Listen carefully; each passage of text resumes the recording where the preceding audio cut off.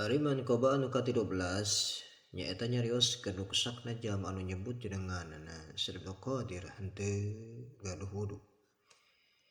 Dicarioskeun dina kitab Qalazaril Ma'ani dina nambean Said Abdul Qadir kenging pangkat kawalian anjeunna kabuleun ku sifat jalaliyah nyaeta tegasna sifat kagagahan tina margi kitu jenenganana oge kalintang ahengna sehingga upami jenenganana disebat kalawan adab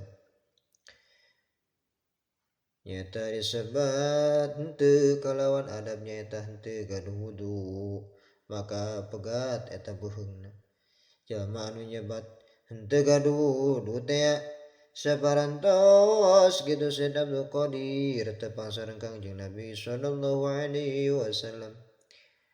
Dawuhan Kangjeng Nabi hei Abdul Qadir eta pagawean maneh ulah dipigawe karunya ka jama-jama di akhir zaman sabab jagama pirang-pirang jalma anu nyebut jenengan Allah jeung ngaran kami oge henteu make adab.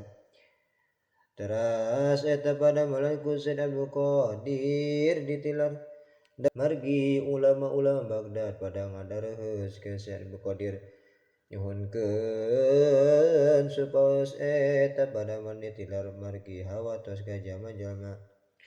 Dawuhan Said Abdul Qadir ieu teh lain kahayang kaula menang timbalan ti Gusti Allah maneh geus ngagungkeun kana jenengan aing jadi ngaran maneh oge diagungkeun ku aing.